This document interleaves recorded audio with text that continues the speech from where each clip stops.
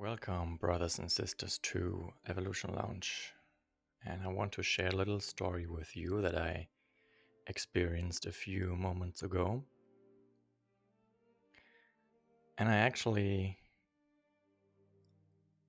caught myself thinking, became aware of thinking that this story is too small. There's not enough depth in it. But I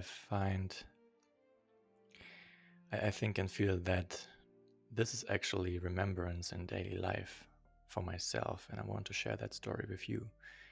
So I was sitting in a train heading towards the city. And I sat in this area where people can access with their bicycles too. So a few stations after I entered the train and sat down, a man entered the train with his bicycle and parked it right in front of me. So behind him there was sitting a little girl and I was sitting in front of his bike. And his front tire was so much away from my shorts, from my pants.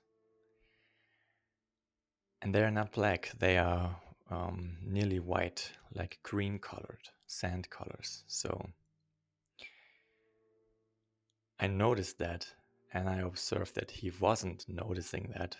And I held my breath because every time the train was doing a little bump or was accelerating because he was standing, the bike was moving back and forth, and every time it came closer to my shorts and moved away from it. So I was observing that the place next to me on the right side, 30 centimeters, was free. So I had the urge inwardly, the impulse to just switch places, switch seats. It was just, come on, do it. And it was interesting because I was present enough to notice that in that moment where the choice was presented to me, that simple choice, that simple moment, I observed thoughts going on, a story that I was about what I was creating in my mind about the man. And that story began to tell me that if I move to the right, then he will think that I am annoyed of him, that it is because of him. He will feel bad about it. And yeah, maybe I look unhappy or whatever, all of that stuff. So I wrote something down because of that and I want to share it with you. I realized for a moment I was willing to ignore something very simple that I wanted. I wanted clean shorts because I was already managing what other persons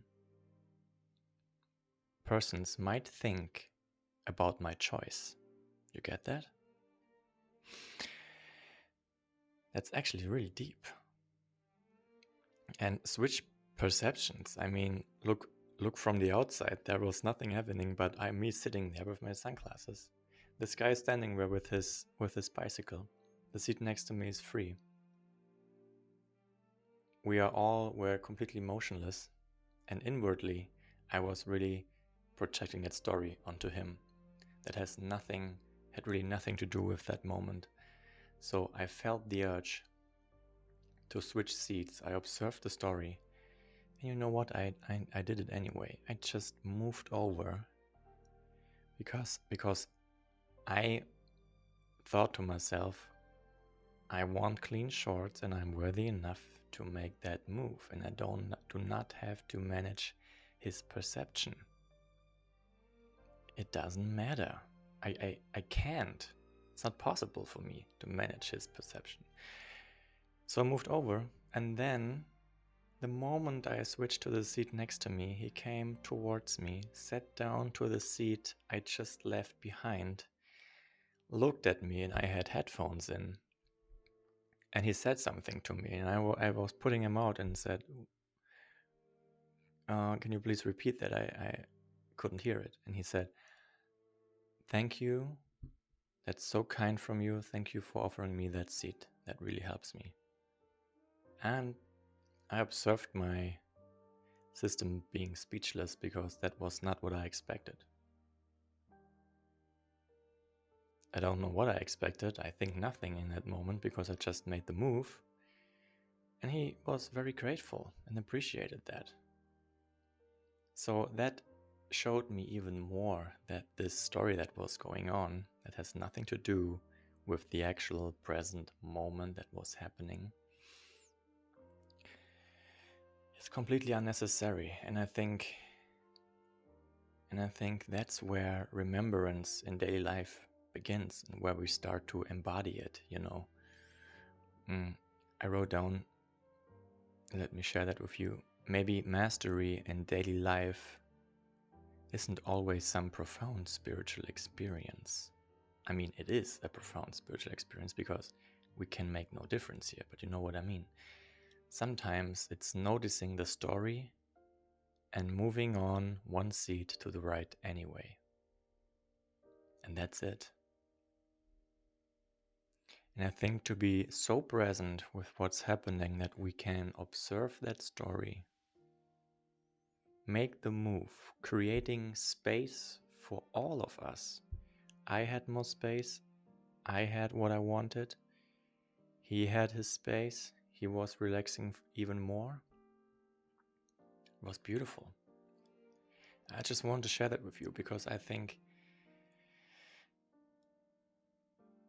every present moment counts because there's only this present moment, and it's about what we do in that present moment. And if we are sitting there and we are noticing that our shorts are about to get black, then we can make the move.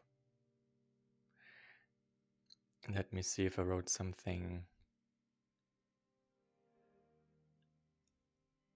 else down for you. No, that was it. So thank you for listening. I just want to share that with you because that's where embodiment begins. From my perspective, that's where life begins. That's where we are greater than the story, greater than the beliefs that we may still have within our system. And that mastery isn't about really no longer having those voices or whatever it is, but to constantly choose the new, choose space, choose ourselves. And we get a direct answer from life that this was actually a great choice, and it was reflected by a really grateful man, which ultimately let me felt a lot of appreciation and gratitude in my heart in that moment too. So